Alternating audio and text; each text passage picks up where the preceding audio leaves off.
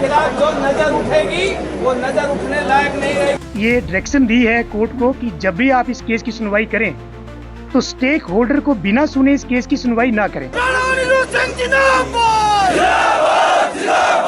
नई मुहिम शुरू करेंगे जो आज तक किसी ने नहीं की होंगी। मुझे लगता है 11 तारीख को इस अपील का निपटारा हो जाएगा। श्री राम। मीडिया में लिख के दिया कि हम ये करना चाहते हैं, हम सद्भावना बनाना चाहते हैं। जनार्दन की एकता क्या आप संजौली तक दिखाना चाहते हैं?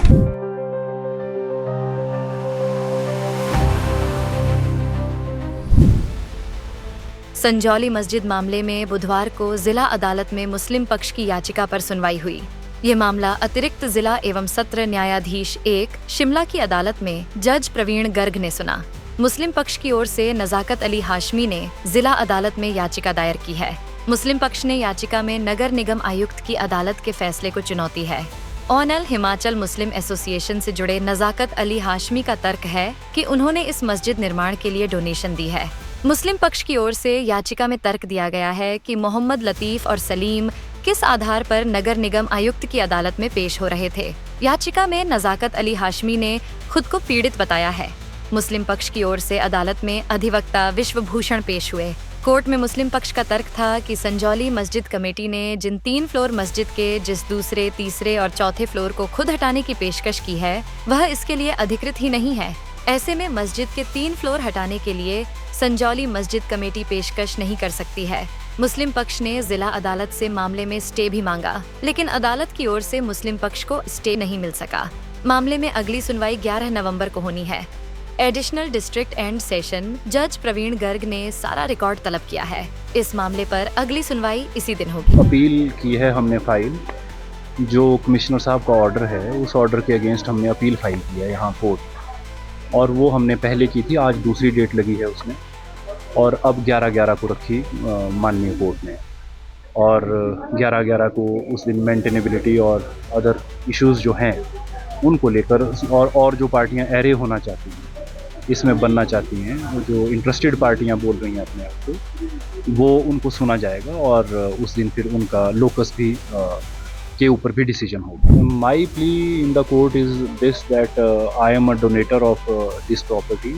आई have donated and under work fact I am an aggrieved person, and being an aggrieved person I am saying and I am challenging that on what behalf Mr. Lateef or Salim was appearing before the Commissioner's Court, and on what behalf they have been on whose behalf they have been authorized to say that we are ready to demolish the mosque, because they are not the president or they are not the any post holder of the masjid committee, an authorized person in the masjid committee. वहीं संजौली के स्थानीय लोगों की ओर से अधिवक्ता जगतपाल भी अदालत में पेश हुए। उन्होंने इस पूरे मामले में स्थानीय लोगों को पार्टी बनाने की मांग की।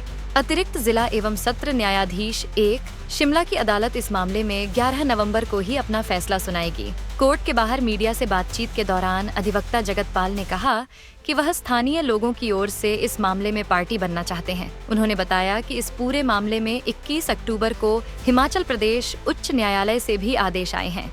उच्च न्यायालय ने पूरे मामले को 20 दिसंबर तक निपटने के आदेश जारी किए हैं। ऐसे में जल्द से जल्द हाई कोर्ट के आदेशों की पालन किया जाना जरूरी है। जगतपाल ने कहा कि मुस्लिम पक्ष की ओर से याचिका दायर करने वाले नजाकत अली हाशमी खुद पांवटा साहिब से शिमला आए हैं। इस पूरे मामले में वे न तो स्टेक होल्डर हैं और न ही पीड़ित हैं। इसी आधार पर अधिवक्ता जगतपाल ने उनकी याचिका पर भी सवाल खड़े किए। हमारी जो एप्लीकेशन है, जो 21 अक्टूबर 2024 का जो माननीय हाई कोर्ट का जो ऑर्डर है, उसमें उन्होंने हमारे को ये डायरेक्शन दी है कोर्ट को कि जब भी आप इस केस की सुनवाई करें तो स्टेक होल्डर को बिना सुने इस केस की सुनवाई ना करें। तो हमारी एप्लीकेशन देने या ना देने से वैसे भी कोई फ़र्क नहीं पड़ता है, क्योंकि ऑर्डर कमिश्नर साहब को चला गया है। और अदरवाइज़ जो है 5 अक्टूबर 2024 का जो ऑर्डर था कमिश्नर साहब का, उसमें कंप्लायंस जो है 21 दिसंबर के लिए रखी गई थी, लेकिन जब हाई कोर्ट ने टाइम बाउंड कर दिया है और टाइम बाउंड 20 दिसंबर को ख़त्म होता है, तो जो ये केस है पहले ही प्रीपोन कर दिया जाएगा और स्टेक होल्डर्स को भी नोटिस किए जाएंगे कमिश्नर कोर्ट के द्वारा, क्योंकि हमारे को सुने बिना इस केस का फैसला नहीं हो सकता, क्योंकि हाई कोर्ट ने ये ऑर्डर कर रखा है। तो हमारी एप्लीकेशन से कोई फ़र्क नहीं पड़ता, लेकिन हमने कोर्ट में आज यही कहा कि जिसने अपील फाइल की है इसका लोकस स्टैंडाई क्या है, इस आदमी का इस केस से क्या लेना देना है, जबकि ये आदमी ना तो नीचे वाले कोर्ट में जो है ये पार्टी है, ना ये अफेक्टेड है और ना इसका कोई गिरवांश हो वहाँ पे। वहीं इस मामले में वक्फ बोर्ड की ओर से अदालत में पेश हुए भूप सिंह ने कहा कि थर्ड पार्टी ने खुद को कंसर्निंग पार्टी बताते हुए जिला अदालत में अपील की है। उन्होंने कहा कि अपीलकर्ता की ओर से मस्जिद कमेटी के कोर्ट में दिया हाल अपने की मेंटेनेबिलिटी को चुनौती दी गई है। साथ ही मस्जिद से अवैध निर्माण हटाने पर भी स्टे मांगा गया है। इसके अलावा लोकल रेजिडेंट्स की ओर से भी पार्टी बनाए जाने को लेकर अपील की गई है। न्यायालय ने नगर निगम से मामले से जुड़े रिकॉर्ड तलब किए हैं। साथ ही अब इस पूरे मामले पर 11 तारीख को न्यायालय कोई निर्णय लेगा। ये जो अपील दायर की गई हुई है, एक थर्ड पार्टी ने अपील दायर की हुई है कि हमारे इसमें इंटरेस्ट इन्वॉल्व है। उस अपील की मेंटेनेबिलिटी के ऊपर कि क्या वो अपील दायर कर सकते हैं नहीं कर सकते, एक। नंबर 2, लोकल रेजिडेंट्स की तरफ से एक एप्लीकेशन आई है कि हमें पार्टी इम्प्लीड किया जाए, उनका रिप्लाई फाइल होगा। नंबर 3, एक स्टे एप्लीकेशन दी हुई है अपील के साथ, उसका रिप्लाई फाइल करेंगे। 11 नवंबर को इन सब चीज़ों के ऊपर हियरिंग होगी। अपील मेंटेनेबल है नहीं है, स्टे मिलेगा नहीं मिलेगा, लोकल रेजिडेंट्स उसमें पार्टी इम्प्लीड हो सकते हैं नहीं हो सकते लीगली, ये सारी चीज़ें 11 नवंबर को देखी जाएगी।